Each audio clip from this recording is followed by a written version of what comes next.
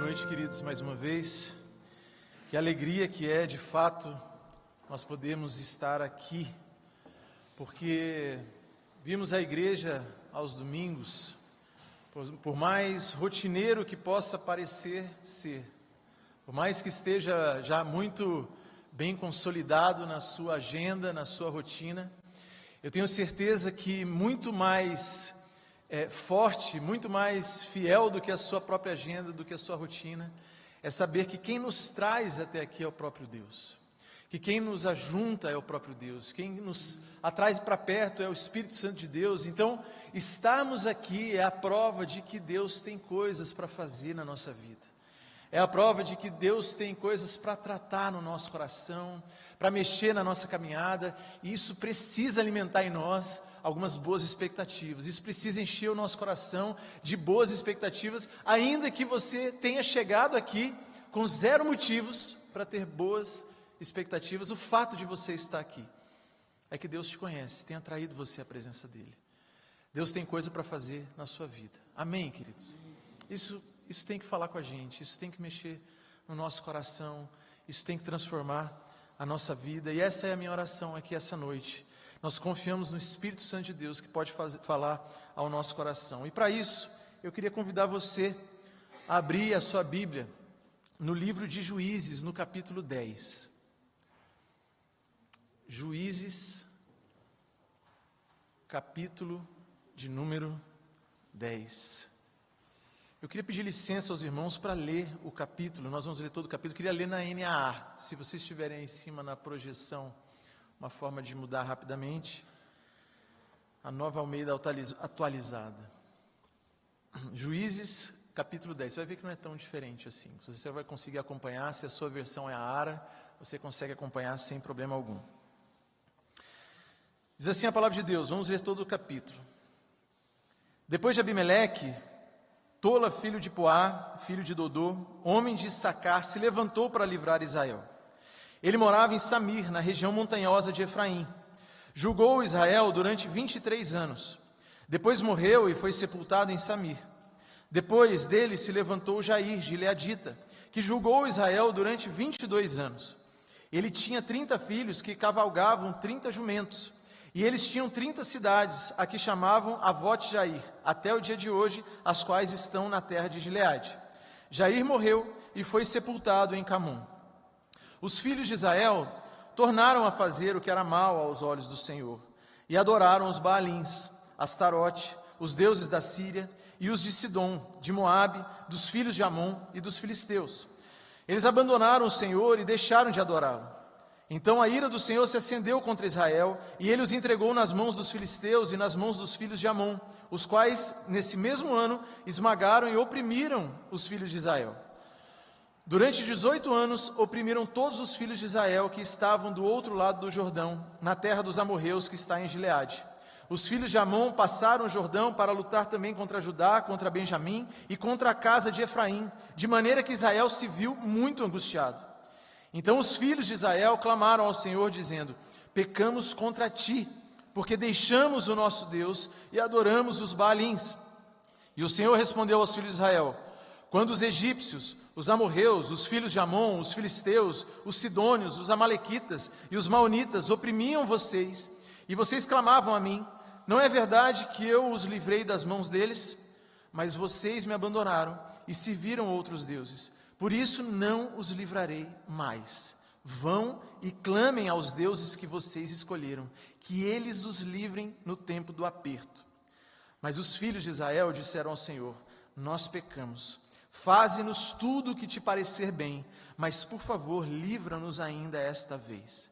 E tiraram os deuses estranhos do meio de si e adoraram o Senhor, e ele já não pôde reter a sua compaixão diante da desgraça de Israel. Os filhos de Amon foram convocados e acamparam em Gileade. Os filhos de Israel, por sua vez, se reuniram e acamparam em Mispa. Então o povo, aliás, os chefes de Gileade, disseram uns aos outros: quem será o homem que começará a lutar contra os filhos de Amon? Quem fizer isso será o chefe de todos os moradores de Gileade. Até aí. Vamos orar mais uma vez, irmãos? Pai querido, Pai de amor e de bondade, a Tua palavra foi lida aqui hoje na Tua casa, Pai. E nós nos rendemos diante do Senhor e confessamos que a Tua palavra, ela é de fato viva e eficaz. Ela é a palavra que norteia a nossa vida, Pai querido. Por isso que aqui nessa noite nós clamamos para que o Teu Santo Espírito é que venha nos orientar através dessa palavra, é que venha nos ministrar através dessa palavra, é que venha mover o nosso coração, encontre o nosso coração aqui de fato preparado para receber aquilo que o Senhor quer ministrar conosco, aquilo que o Senhor quer falar para nós como igreja, coletivamente, mas aquilo também que o Senhor deseja falar individualmente com cada um que está aqui presente, com cada um que está vendo esse culto de forma online. Ministra, Pai querido, nós clamamos por isso. O Senhor sabe, Deus, que eu em mim mesmo eu não tenho poder algum nas minhas palavras, mas o Teu Santo Espírito pode transformar toda e qualquer realidade através da Tua palavra. E é isso que nós queremos, Deus. Nós queremos estar mais próximos do Senhor, queremos Te conhecer mais. Use essa palavra para isso e não permita que a gente saia daqui da mesma forma como a gente entrou, mas que seja levado à Tua presença toda a nossa atenção, nossos sentimentos, nossa emoção, a nossa inteligência, tudo que somos e temos, para que o Senhor nos ministre profundamente aqui essa noite. É isso que nós oramos e agradecemos em nome de Jesus. Amém. Queridos, no ano passado, eu tive o privilégio, a oportunidade de fazer uma série no livro de Juízes com a mocidade da igreja. A gente não fez uma série no livro todo, mas a gente passou juiz por juiz. A gente foi ministrando cada juiz do livro de Juízes. E é interessante perceber, na verdade, como o livro de Juízes ele é um ciclo assim. Ele vai e volta na mesma coisa, parece que a gente está lendo a mesma história várias vezes. O povo, na verdade, cai em idolatria, faz o que era mal perante o Senhor, aí eles começam a ser assolados, normalmente, pelo povo ao qual eles começavam a adorar os deuses, o povo ao qual eles começaram a atrair os deuses deles e idolatrá-los. Aí eles clamam por estar passando por aquele tempo difícil, angustiante, de aflição, eles clamam a Deus, Deus vai lá, manda um juiz, um libertador, tem guerra e aí tem paz, e aí tem paz durante vários anos, até que o povo vai e cai na mesma coisa de novo, e vai tanto de ciclos dessa forma, a gente vai ficando até cansado enquanto a gente lê o livro de Juízes. Mas na verdade, quando a gente chega nesse capítulo 10 aqui, a gente percebe que o início do capítulo 10, ele não é um começar de novo de ciclos. A gente vê que parece que tem uma história aqui acontecendo. E eu creio que o capítulo 10, o início do capítulo 10 de Juízes, ele está mais para um fim do capítulo 9 do que para, de fato, o início de outro capítulo. Aparentemente, quando a gente lê aqui, o autor ele ainda está finalizando o que aconteceu depois da história do último juiz. O último juiz que tinha estado aqui era Gideão, ele começa lá no capítulo 6, a história dele passa pelo capítulo 6, 7 e 8, depois ele morre, vem Abimeleque, e a gente vai ver um pouquinho disso aqui. Mas nós não vemos no capítulo 10 esse ciclo acontecendo, uma batalha, uma libertação clara, aparente, de um opressor externo, isso não acontece aqui. Eu brincava que quando a gente passava por essa série, eu fazia uma brincadeira com a juventude dizendo assim, que o livro de Juízes parece que a gente está lendo o John Wick da Bíblia, né? Ou talvez assim, o Esquadrão Suicida, para quem gosta de filme aí, porque assim, é um juiz pior que o outro, é só luta, tragédia, sangue, é um negócio terrível. Devia ser quase que proibido para menores ler o livro de Juízes, porque é só sangue, assim, você quer ver um filme de guerra aí, vai ler Juízes, né? Se você tiver estômago para isso, lê aí e entenda aí tudo que Deus vai fazendo, mas a verdade é que o capítulo 10, ele parece que não acontece essa guerra, parece que está em outro momento. E que o povo de Israel aqui, ele é ilustrado como um povo confuso e perdido. E é por isso que tem tanto esse ciclo. Parece que o povo de Israel estava constantemente caindo em confusão, se perdendo nos seus próprios desejos, nas suas próprias idolatrias, naquilo que atraía os afetos, os desejos do coração deles, eles iam se perdendo. E parece que é um povo perdido, um povo que constantemente se entregava a caminhos que os levavam para longe do Senhor. E apesar de que parece repetitivo dizer isso quando a gente fala sobre Juízes, lermos Juízes nos faz perder às vezes a paciência com o povo. Quando a gente começa a ler, a gente vê que o povo toda hora vai lá e cai em idolatria, e aí eles começam a ser perseguidos, assolados, vem outro povo, oprime eles, aí eles se arrependem, pedem perdão, aí Deus vem, perdoa eles, manda um juiz, liberta do povo, vive um tempo em paz, daqui a pouco eles caem na mesma idolatria de novo, na mesma confusão, a gente vai perdendo a paciência com eles, fala assim, não Deus, não é possível, o Senhor tem paciência demais mesmo, né? Se você chegar até o capítulo 10, é que você está bom na paciência aí, com o povo lá de Israel nesse tempo, mas bem na verdade queridos, que sinceramente, se nós olharmos para isso, Os nossos irmãos do passado, eles passavam por crises muito semelhantes à nossa. Talvez se a gente olhar para a nossa vida também, a gente vai perceber que nós também, durante a nossa caminhada, a gente anda meio confuso em alguns momentos, perdido. A gente anda, parece que ora assim perto de Deus, clamando a Ele, desfrutando da presença de Deus, querendo estar com os irmãos, querendo estar lendo a Bíblia, querendo estar nos pequenos grupos, vindo nas reuniões de oração, mas parece que de vez em quando também a gente entra num outro ciclo, que outras coisas tomam o lugar de Deus no nosso coração, diante do nosso olhar, e quando a gente vê, a gente já está com o coração também indo para longe do Senhor. Então parece que essa gangorra tem um pouco a ver com a gente também. A gente também vive nesses altos e baixos. Então, por isso que de fato lermos esse livro é percebermos um pouco sobre aquilo que acontece na nossa vida, no nosso coração. E a gente percebe não só essa oscilação do povo, mas a gente percebe também como Deus também é incansável em ir sempre atrás do coração do seu povo, que insiste em ir para longe do nosso Deus. O nosso Deus é incansável em relação a isso. Deus, de fato, Ele age e caminha por vários caminhos inimagináveis para alcançar o nosso coração, para atrair o nosso olhar de volta. Talvez se você olhar para a sua própria vida, você vai perceber que mesmo numa vida que muitas vezes tem confusão, tem altos e baixos, Deus sempre encontrou um caminho, Ele persegue a nossa vida, o nosso coração, para que a gente não se perca totalmente. E pensar sobre isso me lembra sobre aquela parábola que Jesus contou da grande ceia, lá em Lucas 14, que ele diz assim ao final da parábola, que o dono da casa disse ao servo: saia depressa para as ruas, os becos da cidade e traga para cá os pobres, os aleijados, os cegos e os coxos, saia pelos caminhos, os atalhos e obrigue todos a entrar para que a minha casa fique cheia. O nosso Deus é esse, que Ele sai dos portões da cidade, que Ele caminha por caminhos às vezes inimagináveis, para trazer o nosso coração de volta, para atrair o nosso olhar, para impedir, meus irmãos, que a gente venha ficar colocando outras coisas no lugar dele, no trono do nosso coração, no trono da nossa vida, fazendo com que outras coisas sejam o motivo, a motivação nossa diária.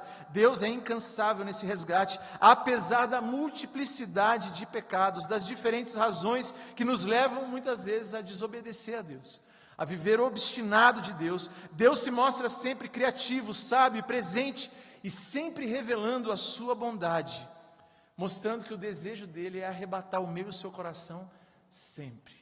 Esse é o nosso Deus, amém? E esse é o Deus que nós lemos em Juízes. Então, mesmo, queridos, em meio a tanta confusão, mesmo em meio a esse livro que eu falei aqui, que ele é cheio de sangue, guerra e lutas e coisas das mais bárbaras possível, é possível sempre nós encontrarmos a graça de Deus no meio disso tudo.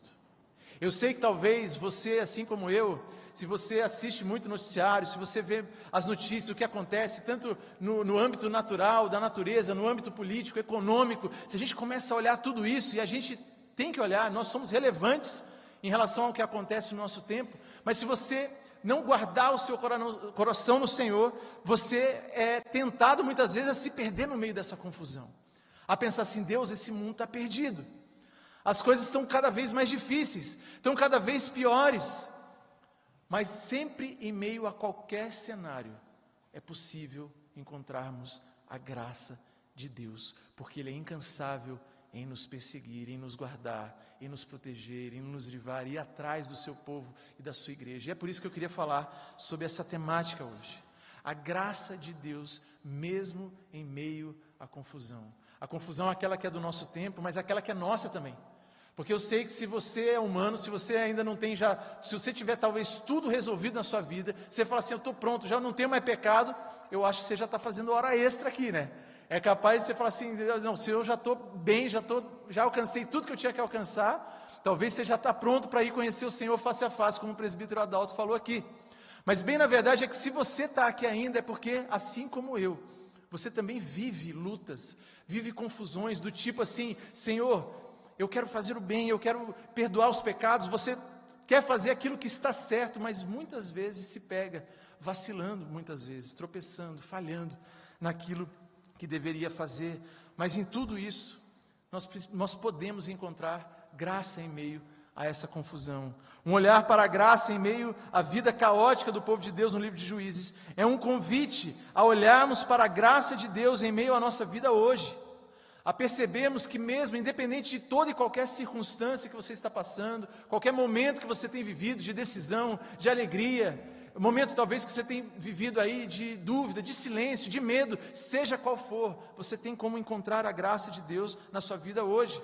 Refletirmos sobre a graça de Deus nos leva a uma diferente cosmovisão da vida, e mesmo às vezes em meio à confusão, nós vamos ser sempre conduzidos ao deleite no amor do nosso Deus, a perceber que mesmo em tempos caóticos, de lutas difíceis, nós podemos descansar, nos deleitar, viver assim, nos regozijando na graça e no amor do nosso Deus. E eu acredito que esse capítulo nos dá condição para meditar isso.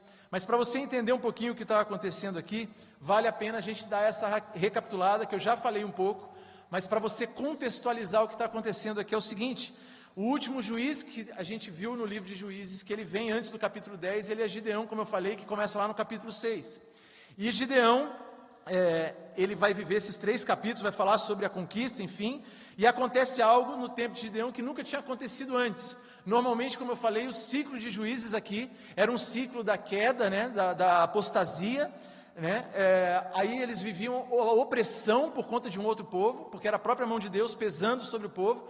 Aí eles se arrependiam, pediam perdão a Deus, clamavam por misericórdia, Deus mandava o juiz, libertava o povo, e eles viviam em paz até que esse juiz morresse, e aí vinha outro. Só que é uma derrocada, parece que cada juiz vai sendo pior do que o outro na verdade. E Gideão, acontece uma coisa com ele que é única. Ele é o primeiro juiz que mesmo ele em vida, o povo já caiu em apostasia de novo, porque ele mesmo se deixou se perder no meio da caminhada. E no capítulo 9 a gente vê que após a morte de Gideão, nós vemos a história que continua sendo contada sem repetir o ciclo, vai contar sobre Abimeleque, que é o filho de Gideão, que ele começou a achar que por ele ser filho daquele que tinha sido o último juiz, que ele podia ser rei, e ele queria o poder a todo e qualquer custo, a todo e qualquer preço, e ele mata então todos os irmãos dele, e ainda antes ali, o caçula, ele vai dar uma profecia, ele fala para o povo, ele mostra para o povo assim que eleger Abimeleque rei seria uma total furada, porque os desejos do coração dele eram terríveis. Ele fala uma parábola sobre, era como se colocasse um espinheiro para governar sobre uma floresta, e dá uma alusão assim que na época eles tiravam os espinheiros, porque os espinheiros era algo perigoso de começar um incêndio, e é justamente isso que acontece. Abimeleque acaba na verdade provocando incêndios nas cidades de Siquém e Tebes, e acaba morrendo em Tebes nessa feita. E aí sim, quando acaba o capítulo 9, depois de toda essa história, a gente pensa, bom, vai começar um novo ciclo agora. A gente vai ver algo diferente no capítulo 10, mas o capítulo 10 não começa falando de um novo ciclo. Ele fala sobre alguns juízes que Deus levantou, sem que houvesse um povo oprimindo, e esses 2 juízes, um fica ali por 22 anos, o outro por 23, eles ficam ali 50 e poucos anos, e aí sim, só no versículo 6, começa esse ciclo novamente. Mas aqui tem uma variação que nos ensina um pouco sobre a graça de Deus, sobre a graça em meio a tempos conturbados, sobre a graça em meio ao povo de Deus, mesmo quando anda distante desse Deus, obstinado de Deus. E a primeira dessas coisas está logo no começo do texto, no versículo 1, que diz assim: depois de Abimeleque, Tolá, filho de Poá, filho de Dodô, homem de Sacar, se levantou para livrar Israel. Queridos, a primeira coisa que eu queria aprender aqui com os irmãos hoje, nessa história, sobre a graça de Deus em meio à confusão, é que a graça nos confronta, na verdade, com a necessidade de sermos libertos de nós mesmos. Em meio a tempos de turbulência, em meio a tempos de confusão, nós precisamos entender que o agir de Deus, gracioso sobre a nossa vida, em primeiro lugar, Ele nos confronta para nos livrar, primeiramente, de nós mesmos. Como eu disse, durante o reinado aqui de Abimeleque, que era o filho de Gideão, o povo vai caminhando a passos largos para a apostasia.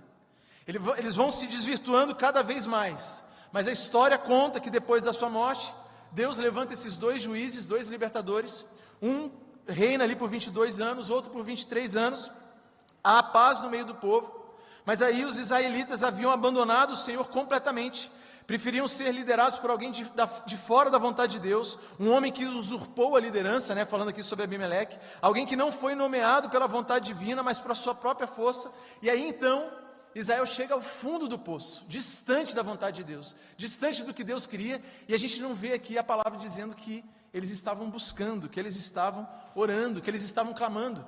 A palavra também nesse momento aqui não nos mostra que tinha algum povo oprimindo a Israel, mas o texto vai e nos diz assim, que se levantou para livrar Israel.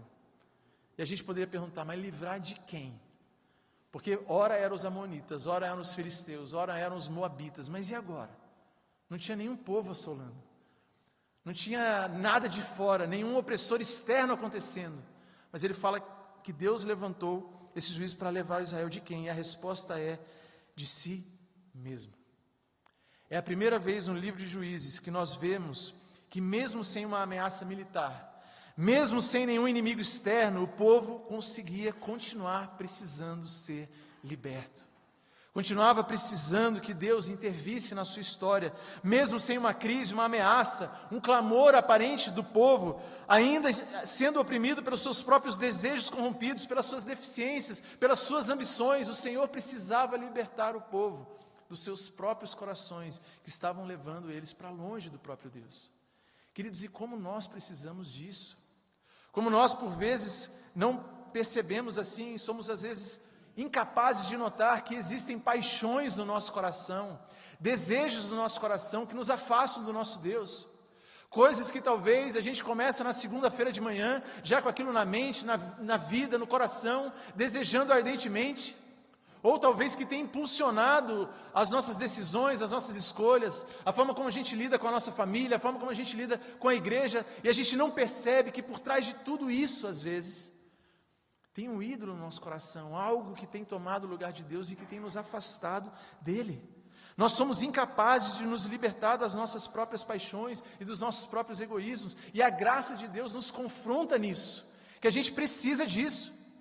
Que nós precisamos nos esvaziar, que a gente precisa morrer para nós mesmos, que o velho homem precisa, dia após dia, ir aprendendo com essa circunstância e situação. Agostinho frequentemente pedia a Deus que o libertasse da sua vontade distorcida. Em um dos seus livros, no Sermão 169, ele diz assim: Senhor, livra-me daquele homem mau que sou eu mesmo. Livra-me de mim, Senhor, porque o meu coração é desesperadamente corrupto. E por vezes eu mesmo, eu não preciso da luta externa, eu não preciso de algo que aconteça, eu mesmo por vezes caminho para distante do nosso Deus, para distante do Senhor, então livra-me de mim mesmo. Ainda Agostinho, no livro de Confissões, no livro 8, ele diz assim: eu estava preso não por correntes de ferro, mas pela minha própria vontade. A graça de Deus, queridos, precisa nos confrontar a sermos libertos de nós mesmos, de coisas que a gente cultiva no nosso coração e que nos afastam de Deus. Deus levantar Tolá e Jair no capítulo 10, como juízes, nos deve lembrar que nós precisamos estar atentos quanto ao nosso próprio coração, nos lembrarmos que precisamos nos libertar de paixões, ambições e desejos que possam usurpar o lugar de Deus no nosso coração. E como isso é sensível, queridos, porque o pecado do coração, muitas vezes ele não é visto. A gente está aqui em culto na igreja, a gente não consegue esquadrinhar o coração, nem mesmo o nosso, muitas vezes.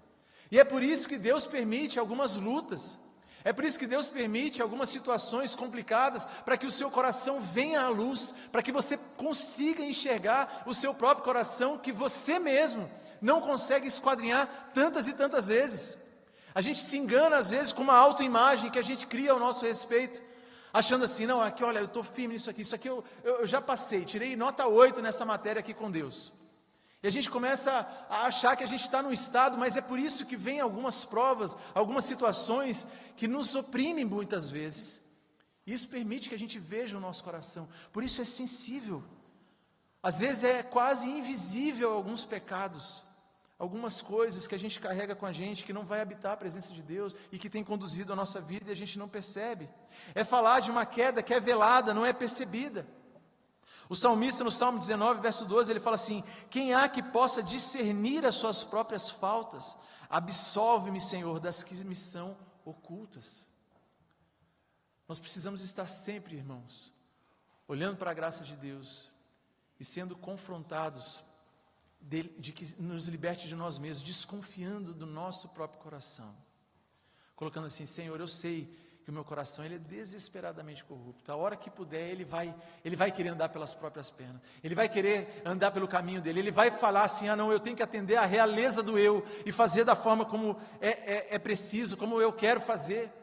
O nosso coração ele faz isso. E olha, irmãos, como é temeroso isso, porque o nosso Deus, por vezes, quando Ele quer nos corrigir, quando Ele quer nos disciplinar, Ele nos entrega ao nosso coração. Não é assim às vezes que o pai faz com o filho? Eu falava até isso hoje numa classe de casais, né? Às vezes o pai precisa educar o filho assim, né? Fala tantas vezes, o filho não entende, não ouve, fala assim: então vai lá, faz, né? Põe o dedinho aí, pode pôr. Aí o filho põe lá o dedinho, nunca mais vai pôr, né?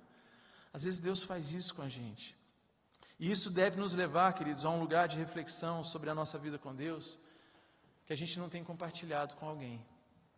A nossa vida em igreja, ela precisa ir para além dos cultos públicos, ela precisa ir para além de momentos como esse que a gente está aqui, que são muito bons, são muito gostosos. Eu tenho certeza que Deus ministra na nossa vida, através da palavra lida, da palavra cantada, da oração, da palavra pregada, mas sem dúvida alguma nós precisamos ter gente que caminha perto de nós, para que a gente divida o nosso coração, para que a gente confesse pecado.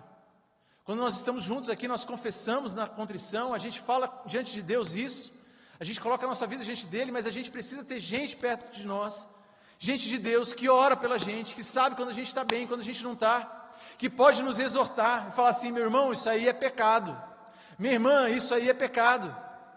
E a gente não pode ser aquele que ouve isso e fala assim: ah, olha aí, veio falar de mim, mas não está vendo a vida dele, como é que está, né? Fala de mim isso aí, mas eu sei como é que você vive, eu sei o que está fazendo. Não, querido, se você faz isso, seu coração ainda está muito fechado, muito duro. A gente precisa caminhar junto, numa exortação, num caminho mútuo de amor, de cuidado um com o outro, porque o nosso coração natural, ele precisa ser orientado pelo nosso próprio Deus, porque senão a gente ama, até amar a gente ama errado. Sabia disso?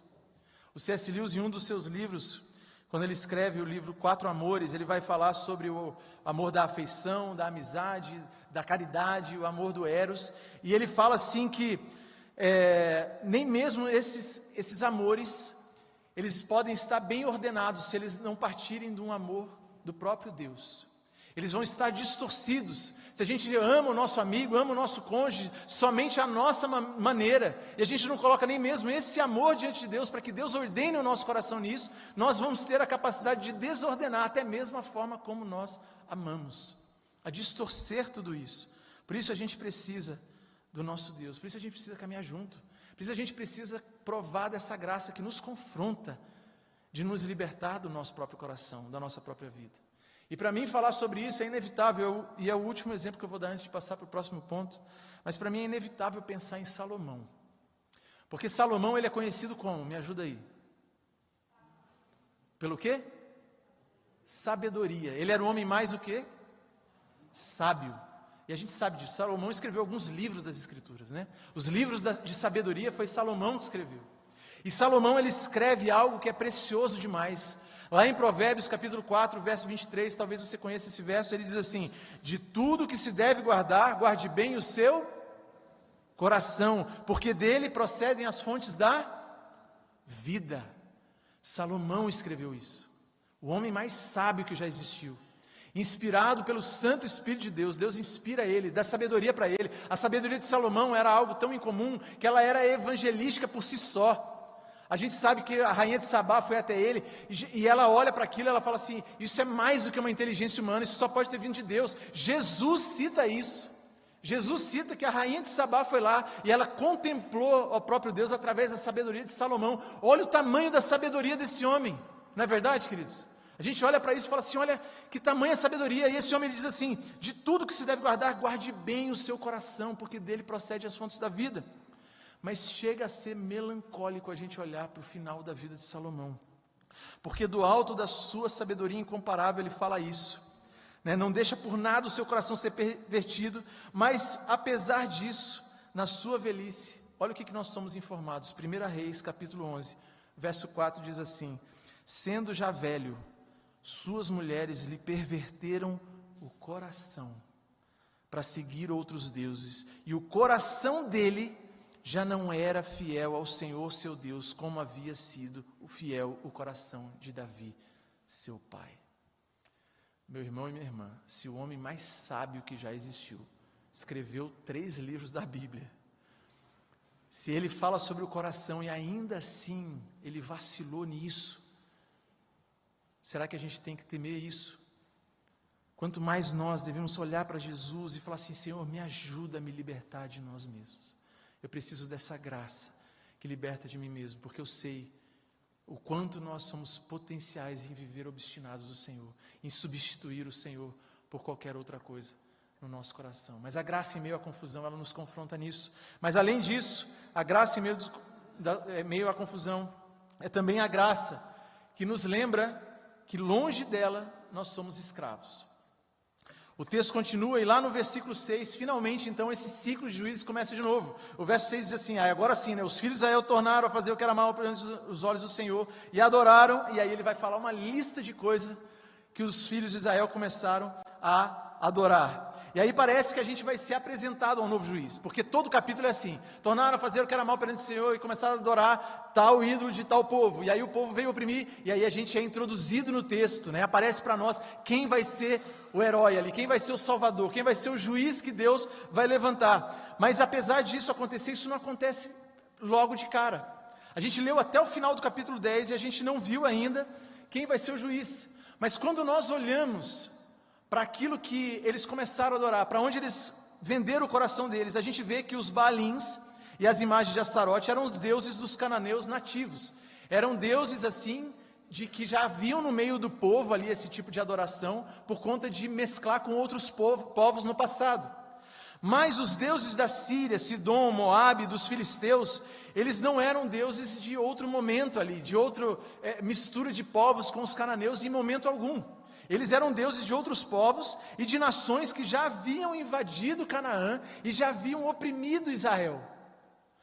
Então, queridos, olha só, o povo já tinha sido invadido e oprimido por praticamente todos esses povos, e sempre que os israelitas adoravam os ídolos de uma nação, essa nação acabava por oprimidos por eles.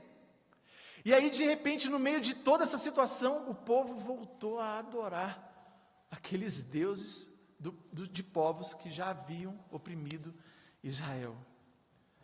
E sabe, queridos, olhar para isso me faz pensar que viver longe da graça de Deus é cair inevitavelmente em idolatria, e o seu resultado é escravidão.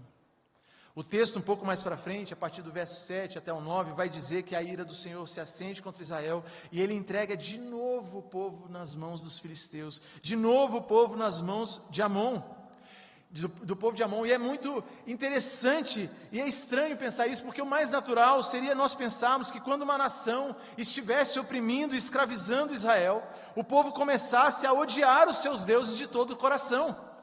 Esse povo aqui tem oprimido a gente, esse povo aqui tem levado as nossas colheitas, o nosso gado, os nossos filhos. Tem sido um tempo difícil, eles têm nos oprimido, nos feito escravos dele. O que eu quero com esses deuses aí do povo? O que eu quero com esse povo? O mais natural era criar uma repulsa no coração dos israelitas, mas apesar de toda a dor e tristeza, os israelitas continuaram a adorar os mesmos ídolos que os decepcionaram e lhes causaram muitos problemas. E de novo, irmãos, eu sei que olhando para a história assim, ainda mais dessa forma como eu estou contando e falando aqui, parece algo contrassenso demais. A gente começa a julgar eles, né? A gente olha para eles e fala assim: meu Deus, mas que povo que dá volta, né? Que povo assim, já foi assolado por esse povo de Amon, dos filisteus, dos moabitas, e estão adorando de novo. Fica muito fácil a gente julgar eles, mas a verdade é que o nosso coração continua igual até hoje. Tim Keller, ele vai dizer que o nosso coração nos convence que quando um ídolo nos escraviza, a gente não cria uma repulsa por ele. A gente pensa que a gente precisa adorar ele mais ainda. E aí você está falando assim: ah, pastor, não sei se é verdade não, mas quer ver como que acontece isso? Se às vezes o ídolo do seu coração é uma carreira muito bem sucedida, é uma profissão, enquanto esse negócio não vai acontecendo, enquanto isso não vem, e ele vai te sugando, ele vai te tirando a sua saúde, vai tirando a sua família, enquanto não acontece, você não pensa assim: isso aí não vale a minha vida, você pensa o contrário: eu não fiz o suficiente ainda. se for o dinheiro, se for o amor, se for os relacionamentos, seja o que for. Quando um ídolo toma o lugar de Deus no nosso coração, a gente começa a achar que a gente precisa fazer ainda mais. A ideia do coração longe da graça de Deus é que o problema não é adorar um ídolo, mas é que nós começamos a pensar que não adoramos ele o suficiente. E sermos encontrados pela graça de Deus nos lembra que longe dela a gente se torna escravo dos nossos ídolos. A gente se torna escravo de coisas que às vezes nos assolaram por muito tempo. E às vezes a gente volta a cair lá. O coração humano, ele é perito, ele é ótimo em tomar coisas boas, como uma carreira profissional bem-sucedida, o amor, os bens materiais e até a família, e os converter em coisas essenciais. Pensar assim, daqui é onde eu vou tirar aquilo que me protege, o meu significado, a minha realização. E quando a gente percebe, a gente está fazendo igual o povo em Juízes. E voltando as costas para Deus, tornou o povo a fazer o que era mal diante do Senhor. Fazer o que é mal é trocar Ele no nosso coração. E se o ídolo está te decepcionando, a gente começa a pensar, é porque eu ainda não dei tudo, é porque eu preciso fazer mais. Queridos, a história de Juízes, ela é triste, porque ela escancara diante de nós o tamanho, não só da depravação do povo de Israel naquele tempo, mas da nossa própria depravação. Nós somos capazes de nos entregar para aquilo que nos consome, nos destrói, nos escraviza. Eu me lembro que quando eu preguei esse sermão, esse capítulo aqui, no ano passado, na juventude, nós estávamos muito próximo da conferência Inverso, que ia falar sobre a sociedade do cansaço. E se nós vivemos hoje uma sociedade do cansaço, onde a gente está sempre cansado, a gente está sempre cansado, por quê? Porque a gente precisa sempre produzir, porque a gente precisa entregar, porque eu preciso fazer, né? Porque eu preciso acordar 4 horas da manhã, eu preciso ir dormir meia-noite, preciso fazer aquilo. É porque a gente tem colocado as coisas de uma forma distorcida na nossa agenda, na nossa prioridade. E certamente Deus não tem sido o cabeça nessa agenda. Deus, por vezes, para corrigir os seus filhos, assim como foi aqui em Juízes, permite que as coisas às quais serviam os dominassem, os possuíssem, para que a gente comece a perceber isso, para que a gente comece a entender que a gente tem trocado o nosso próprio Deus. Deus não anula suas promessas sobre o povo, mas os entrega ao seu próprio coração, às suas próprias concupiscências. E que temor é isso, de ser deixado por Deus para sermos conduzidos pela nossa própria vontade. Como eu falei aqui, quando Deus quer corrigir a gente às vezes, Ele nos entrega a nossa própria vontade. E que temor é isso? Que temor enche no meu coração de pensar isso. E você pode pensar, pastor, mas os meus desejos, todas as minhas pretensões, elas são santas. Cuidado. A gente deve estar sempre muito atento às melhores coisas da vida, porque são essas coisas aí, às vezes, que tomam o lugar de Deus no nosso coração. Então, a graça de Deus, no meio de tudo isso, no meio dessa montanha russa que é a nossa vida, dessa confusão, de às vezes estarmos perdidos em um tanto de coisa, ela, em primeiro lugar, ela nos confronta da necessidade de sermos libertos de nós mesmos. Ela, em segundo lugar, ela nos lembra que longe dela nós somos escravos. E em terceiro lugar, é a graça que nega livramento para nos levar à rendição. Eu não sei se você notou enquanto nós estávamos lendo, mas de repente, o povo, na verdade, o que acontece, né? Ele agora cai de volta em apostasia, dá esse restart na história de Juízes, no verso 6, começa a adorar esse tanto de outros deuses. Os filisteus vêm e oprimem o povo de Israel. Aí agora sim eles vão e começam a pedir ajuda para Deus a partir do verso 10. E eles começam a falar assim que eles pecaram e deixaram o Senhor e adoraram, e eles pedem resposta para Deus. E aí a resposta de Deus, no verso 11, ela é terrível, irmãos. Acompanha comigo, olha o que Deus fala para eles. Fala assim: quando os egípcios, os amorreus, os filhos de Amon, os filisteus, os sidônios, os amalequitas e os moanitas oprimiam vocês, e vocês clamavam a mim, não é verdade que eu os livrei das mãos deles? Mas vocês me abandonaram e serviram outros deuses, por isso não os livrarei mais. Vão e clamem aos deuses que vocês escolheram, que eles os livrem no tempo do aperto. E aí, o que você achou dessa resposta de oração? Você já ouviu um não de Deus? Está orando assim, de repente Deus fala, não. Senhor, me livre disso aqui. Senhor, me abençoa nesse caminho. Ou então abre essa porta, ou me traz essa resposta. E Deus fala assim, não. Não é a hora. Não é o momento, não é a forma, não é isso. E é difícil a gente pensar sobre isso, né? Eu confesso que ler algumas coisas nas Escrituras nos assustam, né? A gente lê, toca o nosso senso do que de fato a gente acha que deveria acontecer. Muitas vezes a gente não sabe lidar com o não que Deus dá. A opressão sobre os israelitas é a pior até agora. É total, foram todos esmagados, como a gente vê no verso 8. A opressão foi longa, durou 18 anos, também a gente vê isso no verso 8. E universal. Incluiu os israelitas que habitavam em ambas as margens do Jordão, está tudo nesse texto que a gente leu aí. Por vezes, algumas das opressões que passavam no livro de Juízes não eram em todas as tribos, mas aqui era todas as tribos. E quando finalmente o povo clama por socorro, a gente não vê Deus correndo para socorrer, nesse primeiro momento. E é verdade que não é a primeira vez que isso acontece, porque lá no capítulo 6, antes de dar a resposta cabal, Deus primeiro manda um profeta, é algo diferente que acontece, para provocar o arrependimento no povo, e até aí tudo bem. Mas agora parece que o problema é diferente. Deus não responde que eles precisam se arrepender. Deus não fala assim, vocês precisam se arrepender, não arrependeram de verdade. Deus simplesmente fala assim, não vou livrar. Clama aí os deuses de vocês. E a gente pensa, como assim, Deus? Deus não é infinito em sua misericórdia? Como é que Ele vai abandonar o povo debaixo dessa opressão tão terrível? Deus, como é que eu prego esse texto na igreja? Por que o Senhor respondeu desse jeito? Né? O nosso senso faz a gente pensar assim.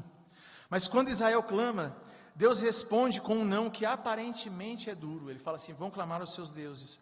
Mas esse não, ele não é um fechamento de portas. É porque Deus esquadrinha o coração do povo e sabe como estava o coração deles. Deus não está fechando as portas, mas está convidando o povo a de fato uma verdadeira rendição. Às vezes, queridos, nós pedimos coisas para Deus, clamamos pelas respostas de Deus, porque a gente está quase que colocando Deus como mais um ídolo na nossa agenda. As coisas não estão acontecendo, enquanto eu estou tomando conta aqui, ela está indo bem. Ou então eu estou achando que aqui está legal. Quando ela saiu do meu controle, opa, Deus, agora resolve só essa parte aqui, tá bom, pode ir embora para o seu lugar de novo. A gente às vezes faz isso, e eu imagino que seria devastador ouvir isso de Deus. E há um autor que ele diz assim, que o Senhor está dizendo mais ou menos o seguinte: sei bem o que é esse clamor de vocês, é simplesmente um pedido de socorro que pode muito bem ser dirigido tanto aos Baalins quanto a mim. Então ele quer dizer que é como um clamor de alguém mais fraco pedindo a alguém mais forte que o livre da desgraça. É como se o povo estivesse falando assim, nós já entendemos Deus, estamos em um beco sem saída, infringimos suas leis e agora a gente está encrencado, mas por favor, dá mais uma mãozinha, livra a gente dessa aí, só mais essa vez, só por favor essa livradinha aí. Mas queridos, não é assim na nossa vida com Deus. Deus é tão gracioso conosco, que às vezes Ele responde não a coisas que parecem ser legítimas que a gente está pedindo. Deus responde não a livramentos por vezes que a gente pede, Deus me livra dessa consequência, me livra disso aqui, me livra desse negócio ruim que está acontecendo, e Deus fala assim, não querido, você precisa passar por isso, é isso aí mesmo, e nisso Ele revela a graça dEle, porque isso não é um fechar de portas, esse não é um não cabal, não é um não fatal para acabar com a sua vida, mas ao contrário disso, é para você perceber ainda, que talvez mesmo se dirigindo a Deus, você ainda não o colocou no lugar certo, e você precisa se render diante dEle. Porque o verdadeiro arrependimento, ele é uma convicção profunda do erro, a aversão real pelo que foi feito, não importa se causou problema ou não. Às vezes nós podemos sofrer e aparentar um arrependimento, mas só porque o pecado teve consequências, muitas vezes, isso é muito triste. Eu como pastor percebo isso, e quantas vezes eu vivi isso. Mas como pastor, às vezes vem gente no meu gabinete, porque já teve um pecado que já foi escancarado, já aconteceu, já explodiu. Aí precisa resolver, aí vem um remorso, pastor, estou arrependido, e às vezes não era arrependimento, está constrangido pela consequência, é diferente, e talvez se você parar para pensar, você já se sentiu assim, constrangido pela falha, mas não arrependido, e quando o povo clama ali, Deus identifica isso, e o Tim Keller comentando isso, ele fala, que é possível a gente abandonar a idolatria de maneira idólatra, querendo usar o nosso próprio Deus, tratar a Deus como um gênio da lâmpada, como um mero botão de emergência, em última instância, como mais um ídolo. Quando na verdade o Evangelho, ele não existe para nos servir, mas nós existimos para servir o Evangelho. É por isso que lá em Tiago nós lemos que Deus resiste aos soberbos. Deus por vezes nos resiste, nos dá nãos na nossa caminhada, para que nós venhamos a perceber que nós ainda estamos com arrependimento superficial. Então a graça de Deus, ela também é essa, que nos dá um não, para que a gente se renda diante dEle, para que a gente aprenda, para que a gente vá a fundo. Mas em último lugar, queridos, eu ainda quero aprender sobre a graça. Essa graça, mesmo em meio a tempos de confusão, que é a graça que forma um coração quebrantado. No final do texto, nós vemos que depois de Deus dar esse não, o povo novamente faz uma oração, mas agora ele faz diferente. Agora o povo fala assim: nós pecamos, faze-nos tudo o que te parecer bem. E antes de qualquer resposta do Senhor, no verso 16, eles tiram os deuses estranhos do meio de si e adoram ao Senhor. O pedido que eles fizeram no verso 10 é diferente do que a gente vê no verso 15. Antes eles estavam completamente concentrados na própria situação, pedindo o próprio conforto. Senhor, livra a gente disso, muda essa realidade, estamos arruinados, conserta as coisas aí para nós. Mas agora no 15 eles percebem que Deus não tem essa obrigação, e a petição deles já tem um caráter muito mais em Deus do que na causa e na consequência. Fala assim: nós pecamos, Senhor, e seja feita a tua vontade, a gente só precisa do Senhor. Eles nem clamam mais aqui pelo livramento, eles clamam assim: faze-nos o que te parecer bem, nós pecamos. E eles vão adorar a Deus, clamar a Deus para que Deus nos dê algo, ou dizer que precisamos dele, porque precisamos de algo que ele pode nos dar, é mostrar que este algo ainda tem governado a nossa vida. Mas os israelitas dessa vez, agora eles vão além, eles dizem: faze-nos o que te parecer bem. E essa frase tem algumas implicações, que já mostram a profundidade de um novo coração surgindo. Quando eles dizem isso para Deus, eles mostram que eles querem o Senhor, mesmo que continue sofrendo. Você já orou assim? Senhor, faz a tua vontade. Eu já entendi que isso aqui eu preciso entregar. Isso aqui não está legal na minha vida, Deus. Eu queria muito que o Senhor resolvesse. Está difícil, está penoso, está complicado. O Senhor não deu a resposta ainda. Parece que o Senhor não iluminou o caminho ainda. Mas faz a tua vontade, Senhor. Eu só quero o Senhor. Olha que diferença. Aí esse coração aí já está começando a ser depurado. Mas essa oração também mostra que eles já assumem a culpa sem justificativa, sem racionalizar o pecado. Ah, fizemos isso, eu fiz isso também, Senhor, mas é porque olha como estava difícil. Eu precisava dar um jeito aqui, né? Eu precisava agir pela minha própria vontade, eu precisava dar um jeito, o Senhor não tinha respondido ainda. Não, eles assumem a culpa sem justificativa. E também eles entregam o controle nas mãos de Deus, eles não exigem mais um livramento nos seus termos. E como eu mencionei também no verso 16, vem ainda uma atitude prática: eles tiram os deuses estranhos do meio deles, e eles adoram o Senhor. A rendição e o quebrantamento que conduzem à adoração, mesmo antes de qualquer mudança no cenário externo, evidencia o arrependimento e um coração quebrantado, que só é possível provar com a graça de Deus. Isso é verdadeiro arrependimento, queridos, e não simplesmente um remorso, não simplesmente lamentar por consequências, como eu falei aqui, mas é uma tristeza santa, a qual nós vemos Jesus falando assim: bem-aventurados os que choram, porque serão consolados. É esse choro do quebrantamento, do arrependimento, do novo coração. Jesus nos promete que essa tristeza santa é seguida por um consolo, por uma nova vida, por um novo coração, e o resultado é um só, como diz lá no verso 16: e ele já não pôde reter a sua compaixão diante da desgraça de Israel. Não porque Israel merecia, mas porque o Senhor jamais despreza um coração quebrantado. Amém, queridos? O capítulo 10 de Juízes, ele nos revela o coração humano e como ele é cheio de misérias. E todo livro é assim. Como eu falei no começo, ele mostra como o nosso coração é sempre obstinado de Deus, mas como Deus é incansável na sua graça. Nos revela o coração de Deus e na sua fidelidade, que confronta, que quebra e que finalmente nos redime, nos atrai para perto dele. Mas há um juiz que é muito maior do que todos os juízes que a gente vê no livro. Um juiz que não apenas liberta de opressores externos, mas destrói a raiz da nossa escravidão, que é o pecado que nos assola. Um juiz que ouviu o não do Pai lá no Getsêmani. Veja como Jesus é o perfeito sacerdote. Até Jesus ouviu um não de Deus. Lembra de Jesus no Getsêmani? Senhor, se possível, o quê? Passa de mim esse cálice. E a gente não ouve a voz de Deus, mas certamente Deus fez assim. Não é possível. Então, até quando Deus diz não para você, meu irmão e minha irmã, o nosso Senhor Jesus Cristo, Ele sabe até mesmo o que é isso. Ele é o perfeito sacerdote, Ele é o maior juiz, Ele é aquele que ouviu um não do Pai lá no Getsêmani, para que nós ouvíssemos um sim eterno de Deus, mesmo estando falhos e pecadores. E hoje Cristo nos diz: você não precisa mais ser escravo de você mesmo, você não precisa mais viver escravo das suas vontades que levam para longe de Deus. Eu já levei o seu não na cruz para que você receba um sim. e viva louvando ao Senhor nessa graça maravilhosa, firme na promessa e na palavra de Deus que nos sustenta até o fim. Amém?